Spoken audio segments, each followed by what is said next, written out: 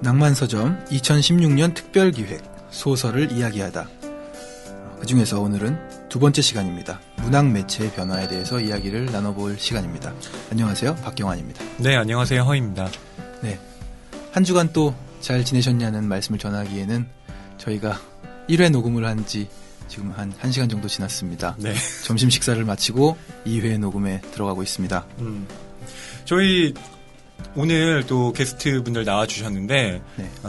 예정에 없던 게스트가 한 분 더 네. 계십니다. 미리 말씀을 드려야 될 것 같아요. 그렇죠.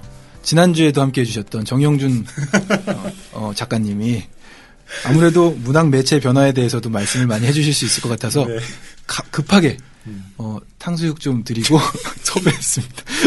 좀 이렇게 함께 식사를 하다가 논의 끝에 이제 섭외하게 되었습니다. 다시 나오셨습니다. 안녕하세요. 네, 안녕하세요. 정영준 작가님의 경우는 저랑 허희 씨랑 그리고 정희연 작가님 외에 네. 낭만서점 최다 출연 1위가 아닌가 싶네요. 네. 또 지금 장편 연재 중이시니까 네. 장편 나오면 또 모셔야죠. 그러니까요. 지금 3번, 저는 여기 2번 왔는데, 예, 감사합니다. 최다 출연하게 영광입니다. 한번 이렇게 들어오셨으니까 네, 그러니까요. 끝까지 이렇게 식구입니다. 몸 담으셔야죠. 네. 오늘 두 분의 초대 손님이 더 계십니다. 두 분 다 평론가이신데요. 소개해 드릴게요. 네. 최다 출연을 따라잡고 계십니다. 박혜진 평론가님, 메이블 이야기 편에서 함께 했었죠? 네. 안녕하세요. 네, 안녕하세요. 박혜진입니다. 네, 그리고 임태훈 평론가님 모셨습니다. 네, 안녕하세요. 임태훈입니다. 네. 임태훈 평론가님과 박혜진 평론가님, 네. 경환 씨가 소개를 좀 네, 해주시죠. 제가 소개를 좀 해드리겠습니다. 임태훈 평론가님은 성균관대학교 국어국문학과 대학원에서 박정희 체제의 사운드스케이프와 문학의 대응으로 박사학위를 받으셨습니다. 저서로는 우회의 미디올로지, 검색되지 않을 자유가 있습니다.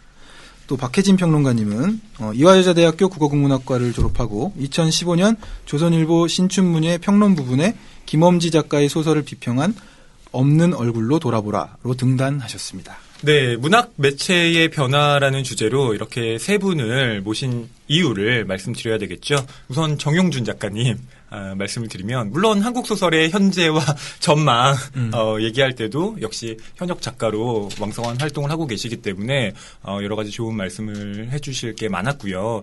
또 이번에 문학 매체의 변화와 관련해서는 또 악스티의 편집위원으로서 또 현재의 문학 매체에 대한 여러 가지 고민을 또 하고 계신 분으로서 역시 하실 말씀이 많을 듯해서 저희가 요청을 드리게 됐습니다. 네. 그리고 임태훈 평론가님의 경우에는 현재 가장 주목받고 있는 이 미디어 연구자 중 한 분이시고요. 또 연구자들의 모임인 인문학협동조합 미디어 기획위원장으로 활동하고 계십니다. 또 희곡 작가, 소설가, 문학평론가로서 정말 이 전방위적인 활약을 하고 계시다는 점에서 역시 다채로운 시각에서 이 매체의 변화와 관련하여 좋은 이야기를 들려주실 것 같고요. 또 박혜진 평론가님의 경우에는 또 날카로운 이 필력을 뽐내는 문학평론가이시고 또 민음사의 한국 문학 담당 편집자로 일하고 계십니다. 알고 계신 대로 1976년에 세계의 문학이라는 문예지가 민음사에서 창간이 되는데요. 2015년 겨울호를 끝으로 폐간 결정을 내렸습니다. 최근에 폐간 결정됐군요. 그렇습니다. 네. 예. 근 40년 정도 지속이 되어 왔는데 사실 이 문예지의 폐간에 대해서 저는 여러 가지 그 상징적인 의미가 있다고 보는데요. 이 민음사의 경우에는 이후에 개간지가 아니라 새로운 이 매체를 또 준비 중에 있다고 합니다. 그와 관련된 이 마쿠의 이야기를 네. 이 박혜진 평론가님을 통해서 들을 수 있지 않을까 해서 이렇게 모시게 됐습니다. 네. 먼저 이렇게 모시게 됐으니까 저희들이 이렇게 소개를 드렸지만은 한 분씩 또 청취자 여러분들께 인사 말씀 해주셔도 좋을 것 같습니다.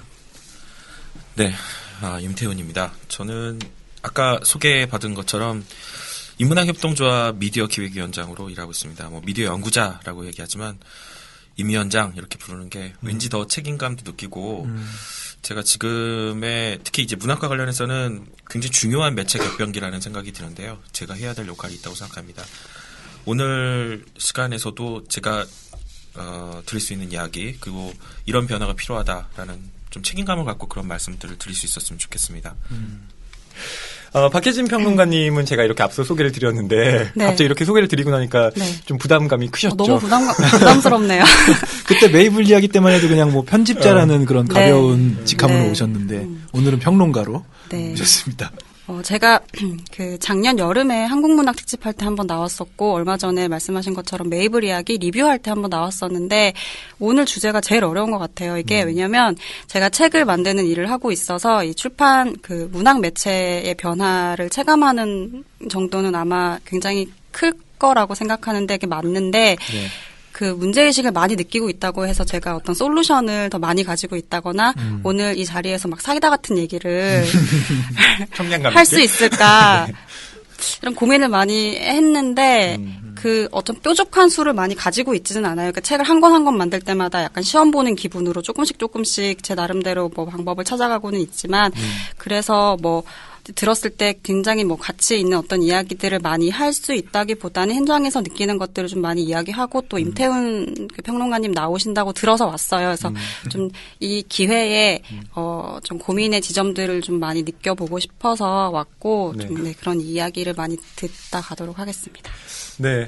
저희가 주제를 문학 매체의 변화라고 잡았는데 사실 뭐 매체는 뭐 미디어라고 뭐 바꿀 수도 있겠죠. 네. 그래서 우선 뭐 청취자분들께 왜 매체라는 것이 중요한가 문학에 있어서 이 의미부터 좀 짚고 넘어가는 게 순서일 듯 합니다. 네. 그래서 미디어에 관한 한 정말 해박하신 임태훈 평론가님께 먼저 문학에 있어서 이 매체가 가지는 중요성에 대해서 말씀을 좀 여쭙고자 합니다. 약간 좀 질문이 너무 크고 추상적이라서 좀 어떻게 좀 설명을 드려야 될지 모르겠는데요.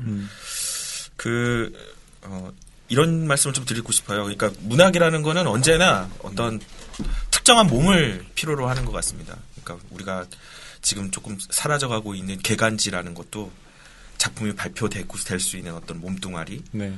근데 그 몸뚱아리가 이제 시효가 다했고 다른 몸을 필요로 하는 시기가 되었다라는 거죠. 이를테면 예전에 1910년대에 무정 같은 소설이 발표가 되었을 때 네. 신문 매체 그리고 그 신문 매체의 연재면을 통해서 그게 그런 그 몸뚱아리를 통해서 그 작품이 사람들에게 전달될 수 있었고 또 상당한 반향을 일으킬 수 있었죠. 그렇죠. 그러니까 지금 같은 케이스, 지금이라면 일간지에 연재 소설 안에 소설이 실린다 하더라도 그렇게 사람들에게 그때만큼의 반향을 일으키긴 쉽지 않을 겁니다. 네. 근데 예를 들어서 트위터에 겨우 150자에 한 문장, 한 두세 문장 정도 적었는데 그 다음날 막 하루가 막 뒤집어지고 리트윗 2,000건. 리트윗 2,000건, 2만 건, 막 그리고 막 네이버 검색 순위에 막 어떻게 올라가고 뭐 이런 일들이 벌어지고 있는데요. 과연 이게 그렇게 막 뭐 한 10년, 20년씩 그 준비해서 아주 진중하게 써놓은 문장들은 정작 사람들에게 닿지 않고 왜냐하면 그게 시효가 다한 몸뚱아리를 통해서 그걸 전달하려고 하기 때문인 거죠. 하지만 뭐 트위터라든가 페이스북이라든가 이런 여러 가지 사회 뭐 SNS를 통해서 이렇게 문장들을 전달할 때는 너무나 빨리 도대체 이게 이렇게까지 전달될 필요가 있을까 이런 생각도 많이 들거든요. 예. 그만큼 그 문학이 새롭게 끌어안아야 될 새로운 몸의 형식들 그리고 또 몸의 어떤 속도들 이런 것들에 대한 논의들이 정말 필요한 시대입니다. 그리고 개간지들로는 이제는 어렵다. 1년에 4번 나오고 어떻게 보면 매 분 초마다 사람들이 계속해서 메시지를 주고받고 있는 이렇게 정말 끝도 없이 가속되고 있는 커뮤니케이션 환경 안에서 네. 1년에 4번 그것도 무슨 막 목침만한 두께로 책을 내놓고 이걸 읽어주시오라고 하는 것 자체가 성질나서 못 읽는 시대가 되어버렸다는 거죠. 그래서 그만큼 달라진 환경, 미디어 환경 그리고 달라진 어떤 인지의 속도 이런 것들에 대해서 맞춰 나갈 수 있는 새로운 또 지혜와 그리고 또 실천이 필요한 시대인 거죠. 그래서 매체가 중요한 겁니다. 오늘 저랑 또 처음 뵙기도 하시고 하는데 저는 컨셉이 그렇습니다. 이 방송 안에서 가끔씩 딴소리를 해요. 좀 말씀 듣다가 갑자기 문득 생각났어요. 또 아이디어가. 어떤? 개간지가 1년에 4번 나오고 네. 너무 두꺼운 그 목침만한 두께로 네. 나오고 이걸 읽어주시오 하는 이것이 지금 구식이 되어버렸잖아요. 이 빠른 속도의 소통의 시대에. 그래서 개간지 편집장님들한테 전화를 해가지고 트위터 계정을 만드시라고. 그래서 편집되는 대로 바로바로 150자씩 바로바로 올려달라고. 원고 들어오는 대로. 그런 아이디어가 잠깐 떠올랐습니다. 그러니까 오히려 이런 걸 좀 주목을 해볼 필요가 있는데요. 제가 한 1, 2년 사이에 제일 재밌게 봤던 현상 중에 카썰이라고 있습니다. 카썰이 뭐냐면 카카오톡 그 대화창에 기반해가지고 이제 소설을 쓰는 건데요. 그러니까 이런 식인 거죠. 자기야 안녕? 밥은 먹었어? 이런 대화를 가지고 실제 소설을 쓰는 거예요. 그러니까 그러니까 화면은 기본적으로 카카오톡의 인터페이스를 그대로 따르고 있고, 네. 그러니까 이런 거죠. 너 그 음악 들어봤어? 그러면 소설일 같으면 그 음악이 예를 들어서 뭐 빌리 할리데이의 음악이 뭐뭐와 같았고, 뭐 은유 막 상징 다 들어오겠죠. 근데 그거는 그냥 누르면 돼요. 그냥 음악 파일 거기 그냥 실리는 거죠. 바로 들을 수 있고. 그러니까 바로 들을 수 있게. 그러니까 이게 발명품이네요, 거의. 이게 과연 뭘까? 그러니까 우리가 뭐 한글이든 아니면 MS 워드든 글쓰기 창이 있고 거기다 글을 적어내고 이게 인쇄가 돼서 기본적으로 사람들에 전달되는 방식이 아니라 글을 읽는 환경, 그러니까 기본 바탕이 카카오톡이라고 하는 그 환경 안에 놓여 있는 거고 그걸 보는 순간 사람들은 느끼는 거죠. 아, 내가 매일 글 쓰고 읽는 바로 그곳이구나. 어떻게 보면 예전에는 한 20, 30년 전만 하더라도 글 제일 많이 쓰는 사람들이 기본 필자들이었거든요. 작가. 하지만 지금은 중고등학생들이 어쩌면 글 되게 많이 쓸 수 있습니다. 매일 하루에 3, 4시간씩 막 손가락으로 엄지손가락으로. 유사일에 이런 종류의 사람 세대가 없었거든요. 글쓰기의 생산량이나 아니면은 새롭게 감각들을 갱신해 나가는 속도에 있어서도 일반 작가들보다도 카카오톡을 비롯한 이러한 새로운 글쓰기 환경 안에서의 유저들이 더 급진적으로 발전을 하고 있는지도 몰라요. 적어도 그 사람들을 그대로 따라와서 이제 당신들이 이제 작가입니다. 이런 식의 문제가 아니라 그 새로운 변화를 어떻게 우리가 선용해내고 그리고 기존의 문학장 안에서의 어떤 갱신의 기획들을 끌어안을 수 있을 것인가 이런 것들은 좀 관심을 가질 필요가 있죠. 하지만 카썰? 그거 주목해야 됩니다라고 말을 할 때 기존의 개간지 체제 안에서 헤게모니를 쥐고 있었던 선생님들이 그걸 귀담아 들으실까요? 어떻게 보면 굉장히 답답한 거죠. 그게 CEO가 다 했으니까 이제 그만하시라가 아니라 다른 영역들에 있는 변화들을 끌어안을 수 있는 시도가 되게 많이 필요한 시대라는 말씀을 꼭 드리고 싶습니다. 오늘 논의에 아주 중요한 쟁점이 네네. 벌써 나온 듯 불이 한데요. 붙었습니다. 네. 오늘 이야기는 임태훈 평론가가 쓴 우애의 미디올로지라는 책 안에 우주문학과 동무들을 위한 합창 이라는 글이 있습니다. 그리고 박혜진 평론가가 얼마 전에 쓴 짧은 글인 이 독자도 소비자다. 네, 이 두 개의 글을 바탕으로 이야기를 좀 해볼까 합니다. 임태훈 평론가님이 이런 구절을 쓰셨습니다. 출판 자본도 날로 시시해지는 문단 문학보다 제도권 바깥의 글쓰기에 주목하고 있다. 그래서 이들 공동체가 순정하고 자족적인 형태로 시장의 외부에 있었다고 보기는 어렵다. 작가로서도 시장의 안과 밖을 총망라해 자기 문학을 독자와 소통하고 증명받을 수 있는 진로를 다원화해야 한다.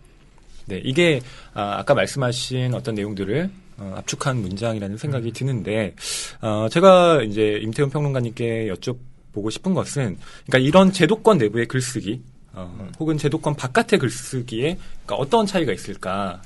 이걸 좀 쉽고 재밌게 얘기를 해야 되는데. 제 처가, 네. 저랑 같이 사시는 분도 편집자이세요. 근데 이분이 그런 말씀을 하셨는데, 뭐라고 했냐면은, 작가들 중에 제일 짜증나는 타입이 원고 보내달라고 그랬는데 안 보내고 지금 트위터에 나 지금 원고 써야 되는데 지금 안 써져서 미쳐버리겠다. 막 이런 거 쓰는 사람들이 제일 싫다. 진짜 꼴불견이다. 막 어떨 때는 자기는 정말 너무 힘들어 죽겠는데 그런 거 쓰면서 막 어디 가서 댓글놀이 하고 있고 이런 걸 실시간으로 자기가 보고 있으면 그리고 또 전화해서 원고 달라고 해도 막 주지도 않고 전화도 안 받고 이걸 패야 되나 말아야 되나 이런 생각까지 든다. 정영윤 작가님 지금 표정이 미묘하신데요. 너는 절대 그러지 말아라. 저는 잘 마감을 잘 지키는 편이에요. 그러니까. 근데 뭐 마감 안 지킬 수도 있죠. 그건 그러니까 이 얘기를 드리는 이유가 그러니까 작가들이 왜 그렇게 그 와중에도 그러니까 누군가 자기가 네가 뭐 하고 있는지 지켜보고 있는 와중에도 페이스북이나 트위터 같은 데서 그렇게 뭔가를 뚜디가 되는 이유가 뭘까? 네. 그 생각을 좀 해봤는데요. 바로바로 반응이 오거든요. 작품 발표하고 이거에 대해서 사람들이 어떻게 평가하고 하는 거를 뭐 반년, 1년, 저거 어떨 때는 10년, 어떨 때는 사후 25년 뭐 이런 건 너무 비극적이거든요. 그리고 그런 식의 시간의 세례를 견뎌낼 수 있을 만한 몸이 아니에요. 지금의 작가들이라는 게. 그리고 또 일단 지금 내가 무슨 정말 바보 같은 소리를 해도 바로바로 반응이 나오는 이곳에 글을 쓴다는 것에 대해서 더 몸과 마음이 쏠릴 수밖에 없다라는 거죠. 근데 이런 부분들에 있어서 그 공을 들여서 글을 열심히 써가지고 좀 제대로 발표하란 말이야라고 말하기보다는 그 여러 개의 트랙들을 잘 관리하는 능력들이 이제는 필요해요. 라디오만 하더라도 주파수가 여러 개잖아요. 네. 작가의 글쓰기와 작가가 소통해내는 채널들도 예전보다 훨씬 더 많아져야 되고 그것들을 다각도로 활용하고 그리고 전략적으로 활용할 수 있는 능력들을 그게 뭐 소설가든 평론가든 시인이든 가질 필요가 있습니다. 이거는 이제는 아주 기본적인 능력이 돼야 되는 시대고요. 네, 여기에 대해서 박혜지 평론가님, 네, 조금 더 뭐 코멘트를 해주신다면요. 아까 개간지의 몸에 대한 이야기들이 나왔는데, 짧은 첨언을 하자면, 지금 개간지가 한계에 다다랐다 이런 얘기들을 하는데, 뭐, 사실, 결과적으로 지금 없어진 건 세계의 문학밖에 없고, 다른 문예지들은 지속되고 있어요. 그래서, 이 세계의 문학을 통해서 문예지가 정말 한계에 다다라서 정말 붕괴했느냐, 이렇게 묻는다면, 그냥 현상만 보자면 계속하고 있는 거고, 앞으로도 당분간 할 것 같은 느낌이 드는 게 사실인데, 네. 근데 실제로 잡지가 만들어지는 과정을 보면 2년, 3년 뒤에 실릴 작품들이 지금 결정되는 거예요. 그러면, 2015년도에 결정된, 실기로 결정한 작품을 2018년, 2019년에 독자들이 읽는다. 그럼 그건 잡지가 아니라고 생각하거든요. 근데 그런 방식으로 계속 잡지들을 만들어 왔고, 그러니까 잡지를 만들 때 그것이 독자들에게 읽을 거리를 제공하는 매체는 더 이상 아니고, 네. 근데 지금은 절대적으로 책을 읽는 독자들이 줄어드는 상황에서 더 이상 이런 방식으로 잡지를 만든다는 것은 한 명의 편집자로 생각했을 때 지속 가능한 방식은 아니고, 과연 내가 내 후배들과 같이 계속 문학을 출판할 수 있을까라는 생각을 해보면 굉장히 좀 비관적인 방식인 거는 틀림없는 것 같아요. 그런 측면에서 정용준 작가님이 참여하고 계시는 악스트가 격월관을 표방했잖아요. 그러니까 뭐 월간보다는 그래도 격월관이라는 방식을 통해서 어쨌든 절충안을 마련한 것일 텐데. 1년에 6권. 네. 예, 특별히 그런 고려가 있으셨던 거죠? 격월관을 선택한 것도. 아니, 일단, 우리가 전 시간에도 악스트 얘기를 좀 피하려고 이렇게 넘어갔는데, 네. 그냥 좀 솔직하게 말해야 되니까요. 네. 네. 자, 일단은 그 부분에 대해서 깊이 고민을 안 했고, 그러니까 우리가 소설가들이기 때문에 기본적으로 하고 싶어 하는 것들이 있을지 모르지만 많은 전망이 없었어요. 실은 그래서 많은 질문들에 대한 답이 없어요. 그 부분에 대해서 이거를 예상하고 했는데 안 됐다. 근데 왜 나는 이걸 예상하는가 이런 게 없이 실은 이제 작년에 그냥 조용히 고요히 내보려고 했던 것들이 여러 파동으로 인하여서 어떻게 보면 강제적으로 조금 그 매체에서 악스트에 대해서 이렇게 소환한 것도 있고 새롭다, 혁신적이다 이런 말은 우리들이 한 번도 한 적이 없어요. 왜냐하면 다 그 밥에 그 나물 아닙니까? 냉정하게 말하면. 근데 단지 그냥 소설가들이라고 하는데 이 소설가들도 장르 소설가, 무협지 소설가 이렇게 들어가야 다 그냥 우리 그 소설가들이 뭘 할 수 있겠어요. 근데 이제 그게 부담인 건 사실인데요. 예. 원래는 이제 월간지로 했으면 좋겠다고 했는데 힘들더라고요. 그래서 격월관을 했잖아. 또 힘들더라고요. 그래서 지금 또 개간지로 그러니까 이 자체가 굉장히 어려운 일이라는 걸 깨닫게 된 거죠. 우리가 생각했던 것처럼 생각했던 아이디어를 녹여서 내는 것이 다른 사람들이 볼 때 전혀 다른 결과를 낸 그것에 대해서 그 경험이란 것도 되게 필요하겠구나라는 그런 생각이 들어요. 그래서 악스트에 대한 고민은 제가 조금 더 해보겠습니다. 네. 임태훈 평론가님이 이제 페이스북의 예를 또 들어주셨는데, 또 작가 중에서 대표적으로 페이스북을 하는 경우가 정용준 작가님이시잖아요. 그러니까, 보면 정용준 작가님 제가 인터뷰를 봤는데, 페이스북에 올리는 글들도 정갈하기 그지없다. 그러니까, 이건 문학 매체에 쓰나 페이스북에 올리나 정용준 작가는 항상 글을 굉장히 깔끔하고 예쁘게 쓴다. 이렇게 기자가 코멘트를 달았더라고요. 그러니까 제가 궁금했던 건 정용준 작가님이 사실 페이스북을 왜 할까가 궁금했었거든요. 되게 찔리면서도 또 어떤 다른 또 대답을 하고 싶은 게 있어요. 트위터라든지 페이스북 같은 걸 하는 거는 너무 작가의 욕망보다 그러니까 우리에겐 여러 정체성이 있잖아요. 예. 저는 사실 원래 되게 열심히 블로그를 했었어요. 등단하기 전에. 꽤 파워블로거였어요. 하루에 1,000명씩 오고 그랬거든요. 대단하신데요. 근데 작가가 되고 나서 제 메일이 노출되고 하니까 그때부터 이게 섞이는 거예요. 그러니까 제가 다른 아이덴티티로 쓴 글이고 다르게 마음을 쓴 것들조차도 그렇게 사람들이 해석하고 트위터 같은 것도 한참 열심히 하다가 그냥 새벽에 그냥 뻘소리를 하면 아, 작가님 새벽에 못 주무 지필 중이신가 이런 멘션이 오면 미칠 것 같아요. 오그라들고 너무 자신이 싫어서. 그러니까 뭐가 힘들었냐면 이 글과 모든 글이 다 같은 글이 아니라는 이야기를 하고 싶은 거예요. 그렇다면 한참 열심히 하다가도 왜 이렇게 재밌는데 왜 이렇게 재밌는 게 싫을까라는 마음이 들어요. 그러니까 페이스북에서 글을 쓰면요. 바로바로 반응이 오고 그건 너무 좋아요. 심심하지 않고. 근데 가만히 있다 보면 바로 또 밀려드는 그 이상한 자괴감이 있어요. 왜 그런지 모르겠지만 죄책감 같은 걸 느끼는 거예요. 왜 죄책감을 느끼냐. 이건 누구도 하지 않는데 나는 냉정히 따져보면 지금 소설을 진짜 원하는 거는 쓰기 어렵지만 소설을 쓰고 싶고. 그러니까 페이스북의 즐거움과 트위터의 즐거움은 내가 원치 않는 즐거움이에요. 너무 재밌는데. 그래서 이 부분에 있어서 시대가 바뀌고 매체가 바뀌면 이 시대에 부응해서 나라는 어떤 그 시민으로서 그러니까 생활인으로서 나는 분명히 여기 부응하는데 작가의 욕망은 어떻게 보면 좀 다른 곳에 있을 수 있는. 그래서 어떤 면으로 보면 작가가 빨리빨리 몸이 그러니까 글과 관련된 소프트웨어라고 해야 할까요? 그게 빨리빨리 변하지 못하는 부분들이 그게 있는 것 같아요. 그래서 요즘에 그걸 굉장히 많이 느꼈어요. 악수도 하면서. 그러니까 자꾸만 그게 반복되는 거예요. 비활성화했다가 너무 심심하니까 다시 했다가 또 이게 오면 또 다시 자괴감이 들고 이 끊임없는 이 반복. 저는 이제 들으면서 항상 좀 궁금하기도 했던 건데, 그러니까 페이스북을 통해서 이제 글을 썼을 때 그 글에 대한 확신이라든지 뭐 그런 것들은 떨어지지만 즉각적인 반응이 있고 그 반응이 주는 즐거움이 있는 거잖아요. 근데 한편으로 책이라는 작업을 했을 때 이 작품에 대한 확신은 훨씬 높을 수 있지만 즉각적인 반응이라든지 그 독자와의 소통한다는 것들은 또 굉장히 이렇게 페이스북에 비하면 훨씬 떨어질 수 있는데 그 책에서 이제 충족되지 못하는 일종의 작가적인 욕망 혹은 이제 뭐 기대 같은 게 페이스북 혹은 뭐 트위터 이런 매체를 통해서 이렇게 충족이 되는 건지 혹은 그게 뭐 페이스북을 지속하게 하는 어떤 이유가 되기도 하는 건지. 네, 그 짧게 얘기하면 충족이 돼요. 근데 이게 마치 그 뜨거운 여름에 그 뜨거운 아스팔트에 부은 물 한 바가지 같아요. 바로 소비돼요. 그러니까 바로 내가 순간적으로 그런 기분이 들어요. 이걸 누가 읽을까? 그런 마음 들다가 뭘 쓰면 바로 이렇게 오니까 확인은 받을 수 있어요.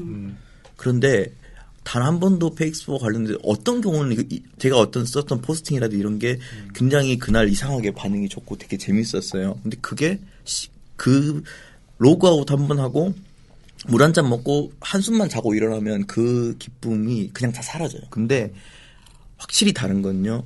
소설을 써서 정말 별로 없어요. 리뷰도 별로 없고 내 글을 쓴 사람이 읽는 사람이 몇 명 있는지 스스로 확인이 거의 안 돼요. 페이스북은 그냥 좋아요 숫자로 같은 것도 확인할 수 있지만 그게 모든 독자는 아니겠죠. 근데 글을 써가지고 심지어 꼭 일반 독자가 아니라 평론가들이 이 글에 대한 글을 써도 어떤 문장 하나하나도 다 기억해요.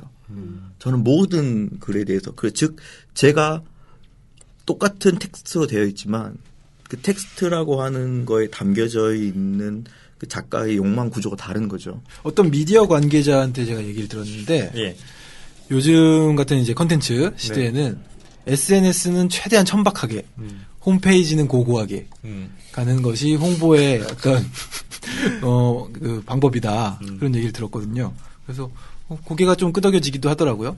그리고 라디오 같은 거를 이제 패널로 나가서 하면 라디오 PD들이 과 이렇게 얘기를 하다가 이런 얘기를 들었어요. 그냥 생각나는 대로 바로 얘기하라고. 모든 것을. 그러니까 그만큼 가벼운 피드백과 가벼운 그 대화가 오가는 것들을 요구하는 모습들이 좀 미디어 안에는 있을 수밖에 없는 것 같아요. 페이스북에 좋아요 숫자건 그렇죠. 댓글이건. 그 박혜진 평론가님이 독자도 소비자다라는 글에서 이런 문장을 쓰셨는데요. 독자의 삶은 계속되고 있다. 독자가 줄어든 것이 아니라 독서가 줄어든 것이다. 문제는 작가와 독자가 아니라 서점과 출판사다. 독자와 독서를 이어야 한다. 네, 이렇게 쓰셨는데요. 사실 뭐 문학 매체의 변화라는 것도 결국 이 독자와의 접점을 어떻게 마련할 것인가라는 고민과 맞닿아 있는데, 그런 점에서 박혜진 평론가님이 쓰셨던 이 글과 관련해 이 문학과의 접점 어떻게 마련될 수 있는지. 낭만 서점이 반성해야 된다 이거 아닙니까? 낭만 서점이 아니라 낭만 서점을 이렇게 책임지고 있는 교보문고가. 뭐 서점이니까요. 그리고 민음사에서 나오셨는데 출판사 지금 그래서 반성해야 제가 되는 겁니까? 얼마 전에 제 잡지에서 주제가 우리 시대의 독자를 주제로 에세이를 쓸 기회가 있어서 소비자로서의 독자에 대해서 썼어요. 근데 그 글들에선 서점을 많이 비판했는데 뭐 지금 생각해보면 굳이 그럴 필요는 없었는데 근데 교보문고는 이런 식의 독자 서비스를 많이 하고 있다는 점에서 기존의 다른 서점들과는 구분되는 지점들이 있죠. 근데 이제 이 비판의 그것들은 좀 앞선 얘기들과 좀 연결을 시키자면 네.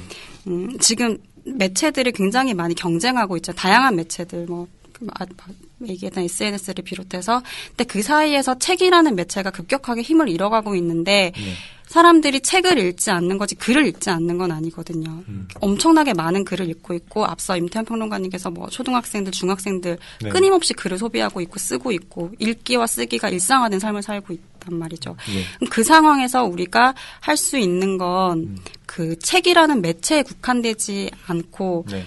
책 이외의 방식으로 우리의 콘텐츠를 전달할 수 있는 걸 고민을 해야 되고, 좀 어쨌든 제일 중요한 건 책과 독자를 이을 수 있는 일들을 해야 되는 건데, 이제 그게 뭐가 있을까 이런 고민을 굉장히 많이 하고 있어요. 근데 뭐 어떤 방향이 있겠냐 하면은 제가 최근에 했던 경험을 그냥 말씀을 드리면, 저희가 뭐 김탁환 작가님께서 얼마 전에 민음사에서 책을 냈어요. 그게 이제 원탁이라는 하나의 집단이 컨텐츠를 만들어서 그걸 책에 맞춘 방식으로 출판을 하는 게 아니라 이 컨텐츠를 영화 판권으로 판매를 한다. 예를 들어서 시나리오 작업을 하고, 그리고 책으로도 만들고, 또 뭐 웹소설로도 만들고. 그러니까 책은 그 중에 하나의 방식 이 되는 거예요. 네. 책이 처음이자 끝이 아니라. 근데 그런 방식은 점차 책을 통해서 모든 것을 하려고 했던 출판 쪽에는 좀 시사하는 바가 있는 것 같고, 또 뭐 이야기를 소비할 수 있도록 만드는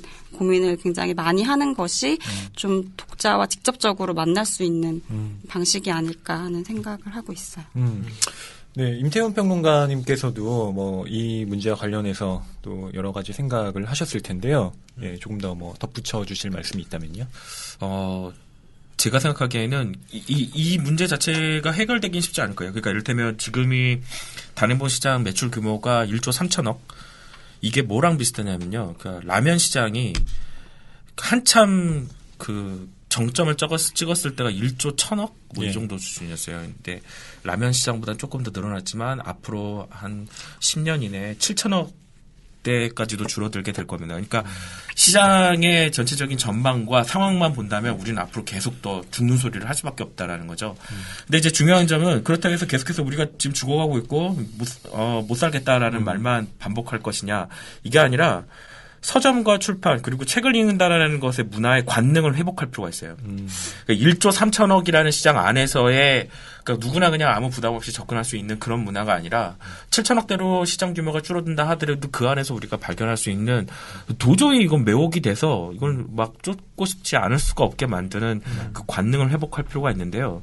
그러니까 그래서 문학이 좋은 작품 그리고 좋은 매체만 전달한다가 아니라 매체와 문학과 작품, 작가, 그리고 그걸 둘러싸고 있는 여러 가지 격가지 문화들을 한꺼번에 아울러서 어떤 관능의 스타일들을 제시를 하고, 그것이 이제 잘 구성되어 있는 구성물로서 독자에게 전달되는 게 되게 중요하다는 생각이 듭니다. 그런 전략들을 세우기 위해서는 감각적으로 지금의 가장 젊은 세대들, 그런 종류의 매혹, 그런 종류의 관능에 예민할 수밖에 없는 세대들과 밀착되어 있는 새로운 기획자들, 창작자들, 제작자들이 좀 나설 필요가 있는 거죠. 저는 그래서 이제 죽는 소리는 좀 어지간히 하고 사람들을 관능케, 약간 매혹케 하는 그런 관능의 기획들이 좀 많이 좀 나올 필요가 있다. 시장 규모는 줄어들어도 우리는 더 섹시해져야 된다. 그렇게 생각합니다. 그렇군요. 그 말씀을 듣다 보면은 문학은 거의 그대로인데 세상이 빨라진 것 같은 그런 기분을 느낍니다. 그래서 오늘 논의하고 있는 매체에 대한 이야기가 중요하기도 하고. 그러니까 음식 문화랑 비슷한 것 같아요. 그러니까 뭐냐면 꼭꼭 씹어 먹어야 되는 음식 있잖아요. 예. 한 10분씩 꼭꼭 씹어야지 그 뒷맛, 그렇게 그 식감, 그리고 이 맛에 다 이렇게 목 넘겼을 때, 아, 이 맛이 이런 거구나라고 알 수 있는 게 있고, 그냥 꼴깍 삼키면 바로 그냥 느낌이, 혀끝에서 느낌이 팍 오는, 1초 만에 오는 그런 음식이 있는 것처럼, 우리 시대의 문장이, 우리 시대의 어떤 문학의 형식이 읽자마자 1초 만에 머릿속으로 딱 들어오고 바로 반응할 수 있는 것들만 있다면, 그건 비극인 것 같아요. 그런 세상에서 살고 싶지 않습니다. 네. 일종의 종다양성 같은 게 있어야 된다는 거죠. 1초 만에 반응할 수 있는 문장뿐만 아니라, 네. 아, 이 문장은 계속해서 마치 흉터처럼 머릿속에 남겨놓고 한 20년, 30년씩 좀 음미하면서, 아, 이게 이런 거구나, 라는 걸, 그땐 이렇게 생각했는데 나중에 생각해보니까 이런 것 같다, 라고 할 수 있을 만한 그런 문장들도 많아져야 된다는 거죠. 그래서 저는, 예를 들어서 개간지 시스템이 1년에 4번 나오고 이게 너무 느리다고 말하지만, 그런 느린 리듬, 느림 속도 속에서 계속해서 생명력을 발휘해야 되는 그런 문장의 세계는 당연히 보존되어야 된다고 생각해요. 근데 그걸 가지고 무슨 대중화를 한다거나 아니면 지금의 이 출판의 위기를 해결해 보겠다? 이건 말도 안 되는 거죠. 그러니까 그런 영역은 영역대로 계속 놔두되 빨라지고 있는, 그러니까 다양한 속도들, 그러니까 1초짜리, 10분짜리, 20분짜리, 1시간짜리, 하루, 한 달, 2시간, 반년, 이런 다양한 시간의 형식들, 시간의 리듬들을, 그러니까 뭐랄까요, 종다양성, 어떤 그 글의 생태계, 출판의 생태계들을 다양하고 좀 풍성하게 만들 수 있는 그런 기획들이 동시에 가져갈 필요가 있는 것 같습니다. 아무래도 인터넷이 보편화됐고 그러다 보니까 문학 문예지들도 웹진 형태를 취하기도 하고 나름대로 변화를 많이 시도했어요. 그런데 종이 활자를 모니터로 옮긴 것에 지나지 않을 뿐 별다른 파급력을 가져오지 못하는 듯하다는 이런 이야기들도 있는데 문학 매체가 인터넷과 결합할 때 어떤 점이 고려돼야 할지 두 분의 의견을 조금씩 얘기해 주시면 좋을 것 같습니다. 우선은 그 웹진에 대한 얘기부터 하고 싶은데요. 아까 말씀하신 것처럼 웹진이 기존의 문예지 딱 펼쳤을 때 목차 있고 뭐 나오고 권도원 나오고 그다음에 특집 들어가고 작품 있고 그 체계를 웹진으로 그대로 옮겼기 때문에 안 되는 건 당연한 거고요. 그리고 무엇보다도 기획력에서 실패하는 부분들이 분명히 있죠. 그러니까 사람들은 거의 매일, 매주, 매달 이슈들이 계속 펑펑펑펑 터져 나오고 있는데 그 이슈들에 기동력 있게 계속해서 대응할 수 있을 만한 실무 능력을 갖기가 어려워요. 그리고 그만한 실무 능력을 가지려면 그만큼 돈이 많이 투자가 돼야 되고, 그러니까 전담하는 직원이 있고, 그리고 또 더 많은 돈을 줘서 그게 생업이 될 수 있는 사람들의 직업군을 만들어 줘야 되는데. 기존의 웹진은 그냥 선생님들 모셔서 뭐 한 달에 한 번 아니면 한 달에 2번 정도 나와가지고 회의하고 그렇게 하고 모은 글 가지고 하고 막 독촉하고 도저히 그 속도를 따라갈 수 있는 생산력을 웹진이 만들어내지 못한 거죠. 그러니까 웹진이라고 하는 그냥 표면적인 결과물보다도 그 표면적인 결과물을 만들어낼 수 있는 생산체계 자체를 제대로 설계해 보지 못했다라는 겁니다. 그 생산체계가 기존의 개간지 체계에 있던 것들을 그대로 두고 왔기 때문에 될래야 될 수가 없었던 거죠. 또 하나는 이북인데요. 이북이 잘 안 돼요. 그리고 큰 회사들도 지금 이북 전담팀들을 계속해서 해체해 나가고 있는 과정이라서 이렇게 되면은 한때 이북으로 뭘 해보겠다라고 말을 하던 제가 그 얘기 듣는 것도 벌써 10몇 년이 훨씬 넘거든요. 네. 근데 계속 제자리 걸음이에요. 한 2걸음 가고 다시 3걸음 다시 뒤로 오고 5걸음 걷고 10걸음 뒤로 오고 뭐 이런 게 반복되고 있는 것 같아요. 이북으로 뭘 좀 해보겠다고 말씀하셨던 분이신가요? 아니요. 이북 갖고는 잘 안 된다. 안 될 거다라는 말씀하셨다고. 왜냐면 이북이 잘 되려면 독자분이 많아야 돼요. 그러니까 책으로만 읽는 게 아니라 나는 뭐 내 책으로도 뭐 읽거나 아니면 이북 리더기로도 읽고 싶다라고 해야 되는데 안 그래도 책을 죽어라고 안 읽는데 그 사람들이 이북으로도 책을 읽을 리가 없다라는 거죠. 그래서 이북에서 잘 되는 데는 대부분 다 영미, 그러니까 영어권 일 수밖에 없겠다는 생각이 들어요. 잠깐 장난을 치고 싶어가지고. 장난치십시오. 이북에서 잘 되는데 이북. 이렇게 말씀하시죠. 예. 네, 그리고 또 혹시 그런 농담 해도 됩니까? 깜짝이야. 저도 그런 거 잘하는데. 순간적으로 생각나는데 너무 기발해서 넘어가기 힘들어가지고. 예. 더 좋은데요. 그리고 또 한국에서 지금 나와 있는 이북 책들이 기존 종이책의 품질에 뭐 많이 한다는 무슨 저는 거짓말이라고 생각하는데 70%까지 구현을 했다라고 말하는 데도 있는데 그건 대부분 다 거짓말이고요. 40%도 구현을 못해요. 그러니까 품질이 낮아요. 그러니까 좀 보기 불편하고 오래 못 읽어요. 오래 제가 못 그때 그 김현수 아니죠. 우리 연적 작가님, 네, 김호연. 김호연 작가님. 김호연 작가님 나오셨을 때 제가 이북으로 읽었다 그랬잖아요. 네. 그게 이제 방금 품질이 낮다 그러셨는데 저 이북으로 이제 읽어주는 거 클릭해서 성우가 읽어줄 거라고 생각했어요. 근데 그냥 컴퓨터가 읽어요. 그래서 문장이 어디서 끝이고 뭐 이렇게 억양도 엉망이고 퀄리티가 마냥 높다면 진짜 성우 녹음을 했겠죠. 그런 거 아쉽긴 하더라고요. 그러니까 퀄리티가 낮다라는 건 그러니까 글자가 깨진다거나 아니면 이런 문제가 아니라 그러니까 종이책의 디스플레이는 일종의 몰입 환경이에요. 들여다보면 3시간, 4시간씩도 들여다볼 수 있고 그렇게 해도 눈이 안 아프고 네. 그렇게 해도 뭔가 막 느낌도 오고 생각도 하게 만드는 그런 환경을 종이책은 만들어내거든요. 그러니까 요거에 이런 몰입 환경을 이북에서 70%라도 구현할 수 있느냐, 40%라도 구현할 수 있느냐라는 문제에 있어서 지금 기술적인 도달한 상황이 형편없다는 거죠. 특히 한글화되어 있는 이북의 지금 성과라는 게. 예. 그래서 이북만 가지고는 좀 어렵다라는 말씀을 좀 드리고 싶습니다. 그래서 종이책도 안 되고 이북도 안 되고 그럼 우린 결국 모두 이도저도 안 되고 다 망하겠네?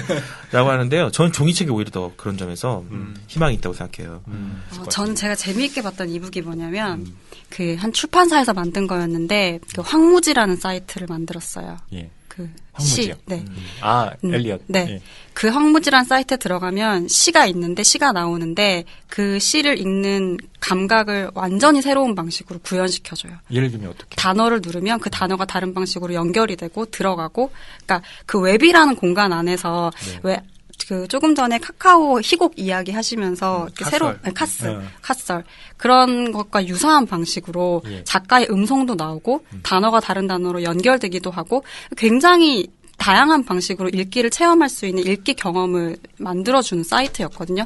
그게 실제로 굉장히 뭐 대중적으로 파급 효과가 있었던 건 아니고 또 그걸 만들기 위해서 투자 비용도 많이 들어갔지만 그런 것들이 반복되면 반복될수록 이북이 할 수 있는 영역은 점점 넓어지는 거죠. 그러니까 되게 재밌게 봤었고, 저희 이북도 그 기존의 종이책을 전환하는 방식으로 가는 게 아니라 그 매체가 제일 잘할 수 있는 컨텐츠를 만들어내는 방식으로 가면 뭐 좀 시간이 걸리더라도 더 재미있는 것들이 많이 나오지 않을까? 그런 생각이 들고, 웹진은 제가 1996년부터 출판사들이 웹진 혹은 뭐 웹에서의 뭔가를 많이 하기 시작하지 않았습니까? 근데 대체로 다 안 됐던 것 같고, 근데 보면 거기서 문학을 해요.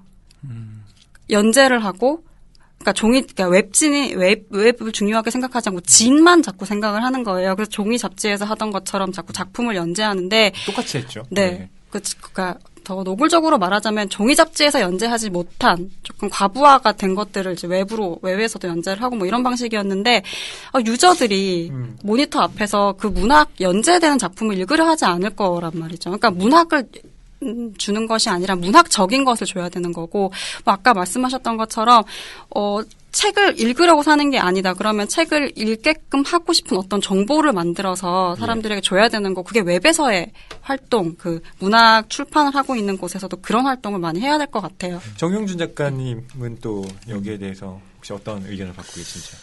네, 우리가 지금 이 문화의 한복판에 있고, 저 역시 작가로서 글을 쓰면 여러 콘텐츠를 이용을 해봤잖아요. 예. 실은 작가 역시 웹 콘텐츠에 텍스트를 실을 때 기대하지 않아요. 기대를 안 하나요? 아니, 그럼요. 무슨 말이냐면 웹의 특성은 텍스트를 읽을 수가 없는 특성이에요.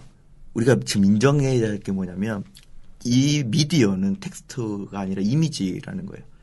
그러면 우리가 고민은 텍스트를 어떻게 웹에서 전시할 것이냐의 문제가 아니라 미디어라는 걸로 이 문학성이라고 하는 거를 어떤 식으로 이제 미디어적으로 만들 것이냐에 대한 고민이 필요해요. 그러면 이제 어떤 식으로 뭐 폰트를 어떻게 하고 글자 크기를 키워서 가독성을 높이고 이런 문제가 아닌 거예요.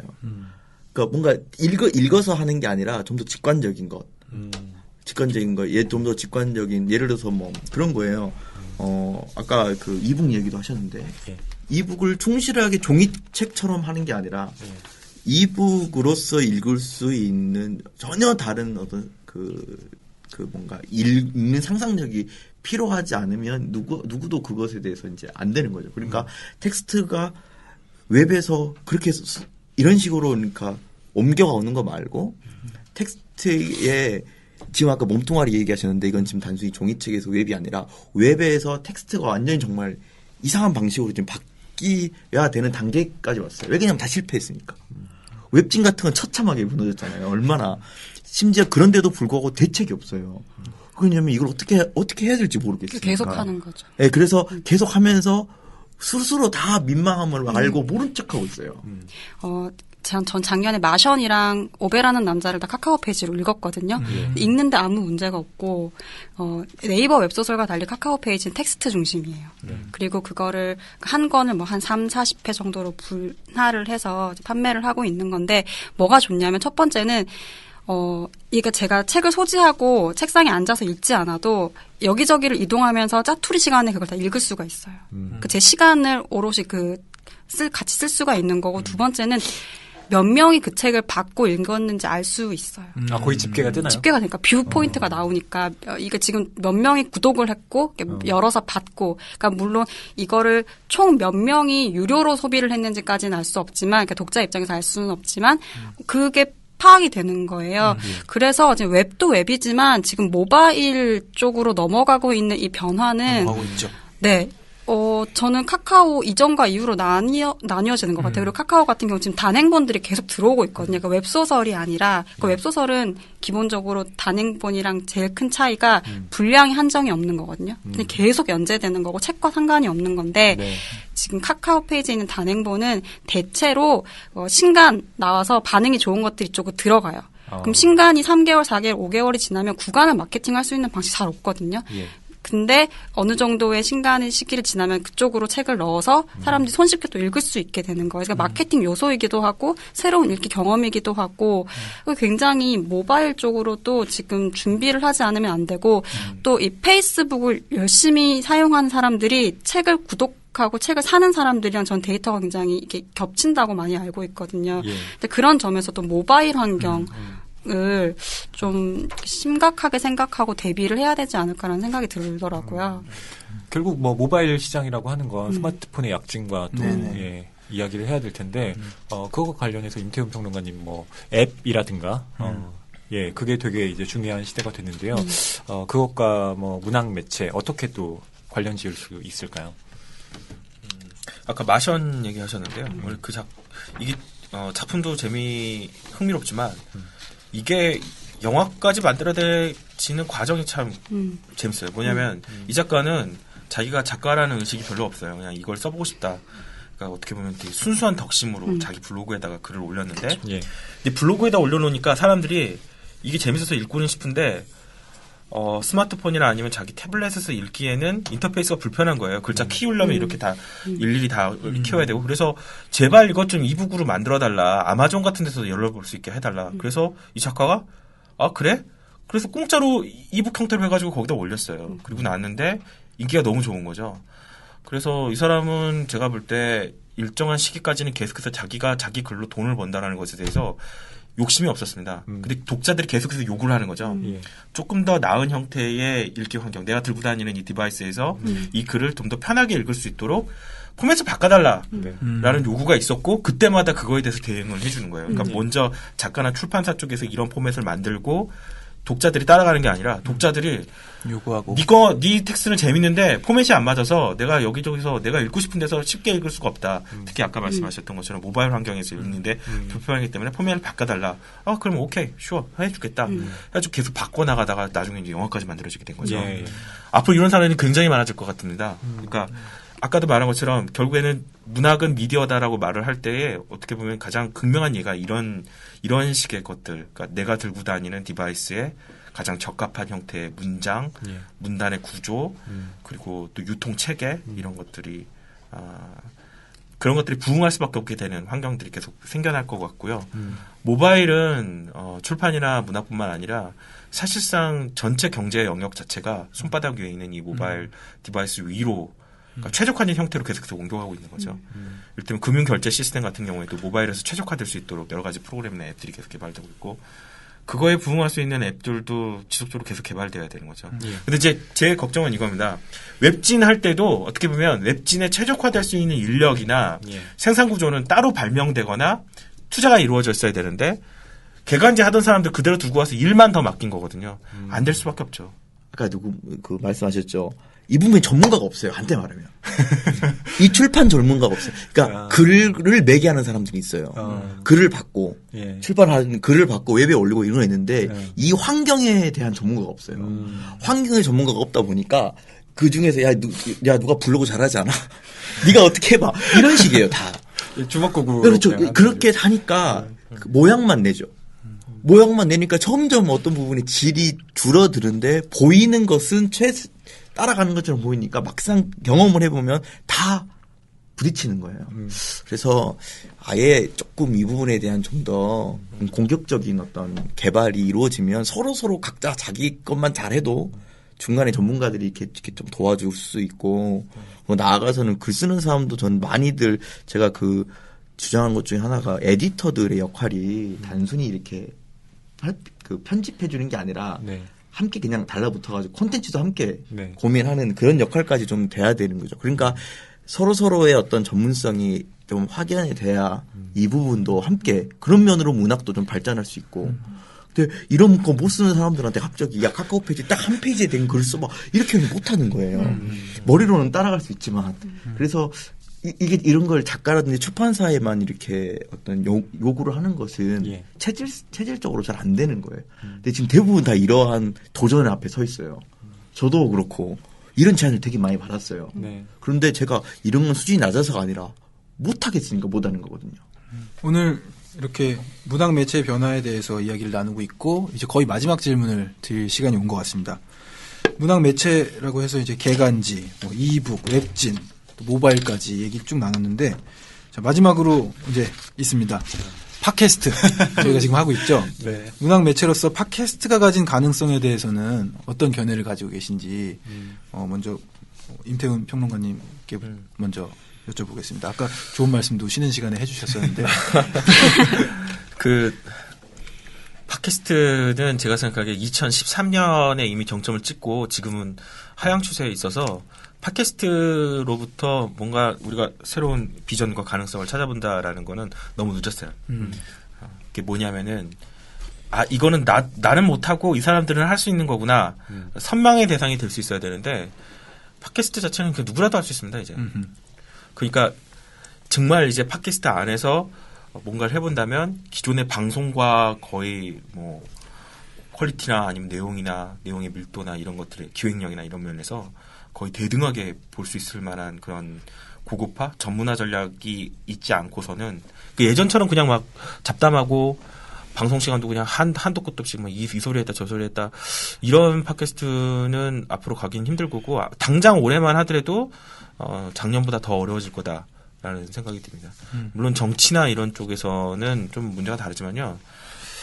그래서 팟캐스트로서의 가능성에 대해서는 저는 앞으로 가면 갈수록 더 비관적이라고 생각하고 오히려 영상물이 훨씬 더 좀 더 가능성이 있지 않을까라는 생각이 듭니다. 이른바 이제 스낵화되어 있는 영상들, 그러니까 시간은 더 짧고 그리고 아주 잘 핵심만 잡아내서 그것을 눈으로 보고 과자처럼. 5분에서 10분 안에 이게 뭐다 중요한 게 뭐다라는 걸 전달해 줄 수 있는 그런 종류의 영상물들이 좀 더 영향력을 갖게 될 거라는 생각이 들어요. 그래도 저는 팟캐스트 저도 아주 많이 듣고 뭐 그 매체에 대해서 아주 잘한다고 할 수는 없는데 그래도 지금 상황에서 좀 개인의 힘에 대해서 좀 이야기할 수 있는 매체고 뭐 조금 이렇게 과거에 그 출판 관련된 분들이 편집자들이 이제 팟캐스트를 했던 방식은 약간 뭐 후일담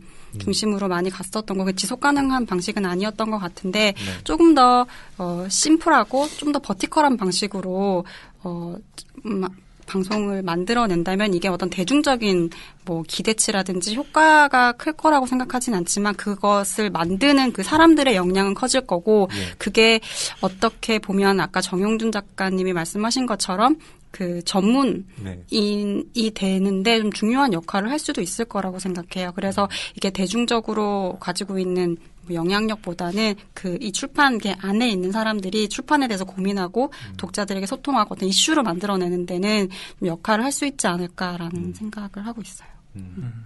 정용준 작가님은 또 어떠신가요? 정말 앞으로 어떻게 될 건지는 모르고 지금 제가 체감하기에는 예. 지금 어쨌든 문학에만 한정해 볼 때 예. 가장 영향력이 있는 매체가 지금 팟캐스트가 아닌가라는 그런 생각이 들어요. 지금 이 문학이 갖고 있는 어떤 고유 속성상 그리고 작가의 특성상 또 만들어질 수 있는 상황에서 가장 그 최적화 상태로 지금 만들 수 있는 상태가 지금 팟캐스트였던 것 같아요. 그 몇 년간. 그리고 그게 팟캐스트를 생각하면 전에 언젠가 누가 글을 한번 써달라고 해서 제가 곰곰이 생각해 보는데 팟캐스트가 잘 됐었던 중에 이유가 하나가 아까 얘기했던 그 속성이었던 것 같아요. 그 아까 텍스트 같은 부분들을 충분히 다룰 수 있다는 거예요. 게 있었어요. 충분히. 그리고 그것에 대한 어떤 뉘앙스 같은 것도 그 설정을 할 수 있고. 그래서 뭔가 사실 지금 낭만스러움도 그런 거 아닙니까? 그렇죠. 네, 그런 거니까 아직은 좋은 어떤 가능성이 더 남아 있을 것 같아요. 팟캐스트와 관련돼서. 그러나 이제 금방 더 저물긴 하겠죠. 네. 그 하나만 덧붙여서 말씀을 드리고 싶은 게요. 그러니까 유튜브 스타가 사실은 지금 미국 같은 경우에는 헐리우드 배우나 아니면 일반적인 그런 방송 스타들보다 훨씬 더 영향력이 있어요. 또 수익도 더 많이 내고 있고 우리나라도 마찬가지죠. 뭐 아프리카 TV나 이런 데도 활동하고 있는 BJ들이 굉장히 돈을 많이 벌고 있고 네. 그 수익 구조 자체도 아주 독특할 뿐만 아니라 그러니까 그런 방송을 듣는 사람들과 맺어 나가는 커뮤니케이션 방송 자체도 신기하고 최근에는 공중파에서도 그런 형식들을 끌어들이고 있는데 예. 이거는 굉장히 좀 눈여겨볼 필요가 있어요. 특히 그리고 또 이런 종류의 문화에 가장 열광적인 세대들 예.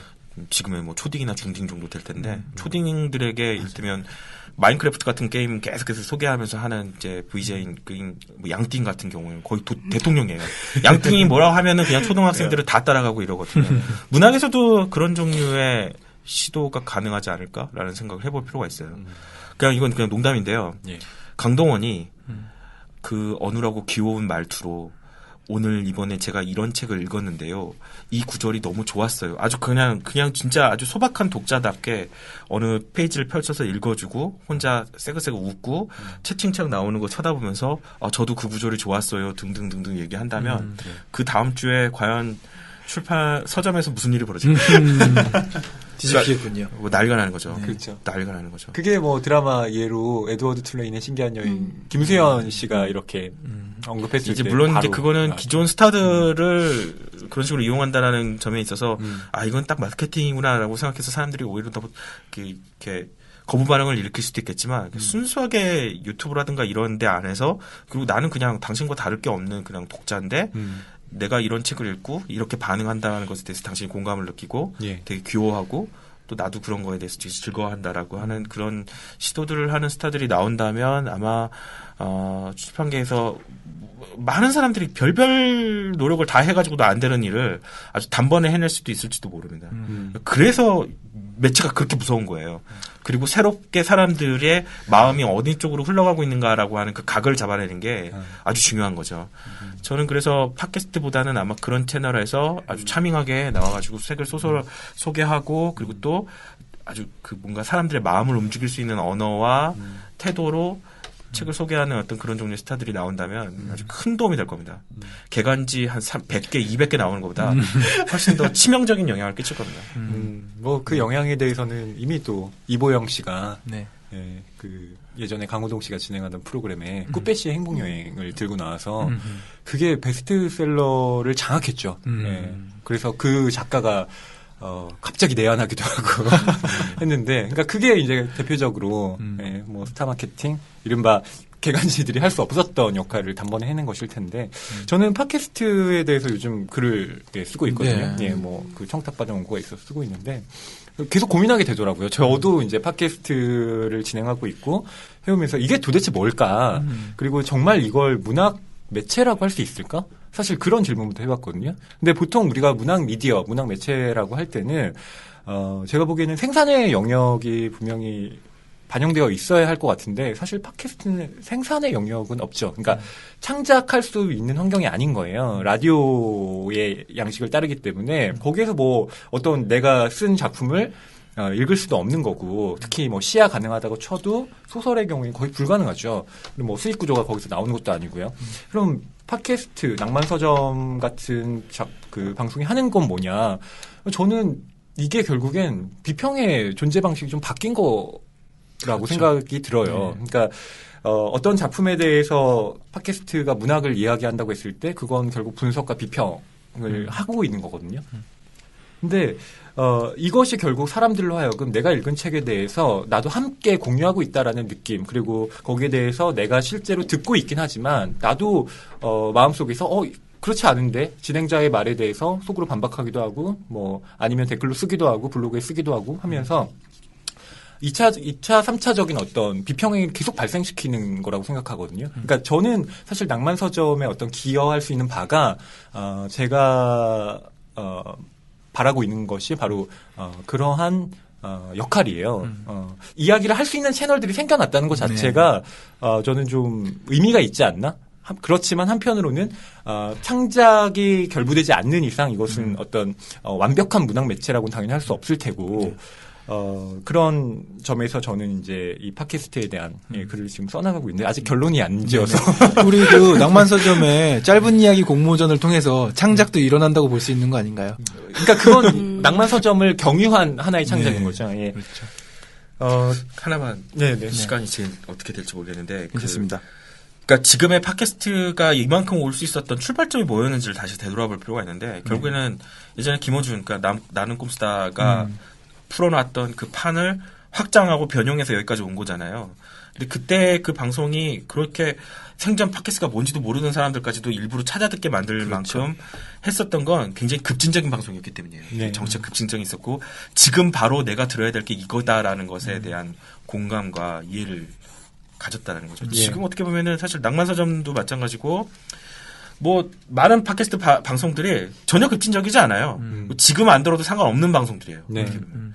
그렇기 때문에 팟캐스트가 절정을 지나서 쇠퇴기에 들어섰다고 말을 하는 거죠. 그러니까 다른 매체들과 팟캐스트가 경쟁하면서 계속해서 지속 가능한 뭔가를 한다면 더 급진적일 필요가 있습니다. 그러니까 지금 안 들으면 안 된다. 그리고 여기서밖에 못 듣는다라고 하는 굉장히 정치적으로 뜨거운 얘기들이나 이슈들이나 뭐 이런 것들을 탁탁 내놓을 필요가 있다는 거죠. 저는 낭만서점에서는 좀 스캔들 전략 필요하다고 생각해요. 스캔들 전략이요? 네. 어떻게 보면 이 바닥에서 정말 할 얘기 많은데 왜 그런 얘기가 안 나오고 있는지 그걸 그냥 한번 그냥 지르고 나서 뭐 어떻게 되든 상관없다가 아니라 조금 더 책임감 있게 그리고 또 잘 분석된 언어로 그러한 이슈들을 전달할 수 있을 때 불러일으킬 수 있는 효과들이 있는데 이 방송은 너무 그런 점에서 친절하고 착하고 귀엽기만 해요. 이래서는 사실 굉장히 오래 가기가 쉽지가 않습니다. 더 급진적이어야 되고 좀 뭐가 나야 되고 잘 싸울 수 있는 매체가 되는 게 팟캐스트로서의 낭만서점이 길게 갈 수 있는 방법이라는 말씀도 좀 드리고 싶네요. 네, 그렇군요. 저희가 피디님과 또 이 방송 이후에 많은 회의를 해보도록 하겠습니다. 예, 굉장히 뭐 저는 또 뜨끔한 지점이 있고요. 그렇죠. 제가 나름대로 잘 모르는 부분을 질문해 가면서 나름 급진적이지까지는 않지만은 이런 얘기를 하면 안 되나 싶은 그런 이야기들을 제가 하는 경우가 있더라고요. 저는 모르는데 지난 회 방송에서도 그렇고 근데 그게 편집돼요. 그래서 그러시면 안 됩니다. 나름의 변명이었습니다만은 급진적으로 좀 변해가야 될 것 같습니다. 저 진짜 마지막으로 드리고 싶은 질문은 세 분께 공통 질문인데요. 그 매체에 대한 이야기를 저희가 쭉 해야 하는데 뭐 이건 그냥 뭐 공상이어도 됩니다. 만약에 여러분께서 어떤 뭐 문학 매체를 만든다고 하시면 현실 불가능할지라도 어떤 매체를 좀 만들고 싶으신지 뭐 그런 뭐 스케치의 형태로나마 좀 말씀을 해주시면 어떨까 싶어요.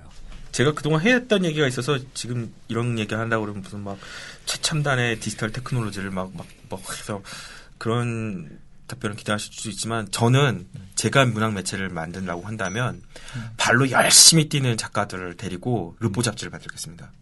그래서 저기 밀양에서 철탑 노동 투쟁하시는 할머니들이랑 한 달 동안 같이 지내고 난 다음에 무슨 일이 있었는지를 글로 써서 받을 거고 여기 뭐 탈핵운동이나 이런 하시는 분들이나 세월호 유가족들이라든가 정말 가까이 다가가서 발로 다가가서 온몸으로 써야 되는 글감들이 많고 주제들이 많고 이슈들이 많은데 그런 부분에 있어서 지금의 동시대의 우리 작가들이 얼마나 뜨거운가 얼마나 성실한가 하는 부분에 있어서는 좀 반성이 필요하고 근데 실질적으로 그런 활동을 작가들한테 한다고 했을 때 너 왜 안 하냐라고 말하는 건 무책임해요. 그 사람들 지원할 수 있어야 돼요. 그렇죠. 그런 한 달 동안 활동할 수 있는 원고료든 아니면 생활비든 아니면 취재비든 지원할 수 있는 시스템을 구축하는 게 되게 필요하겠죠. 네, 박혜진 평론가님은 어떠신가요?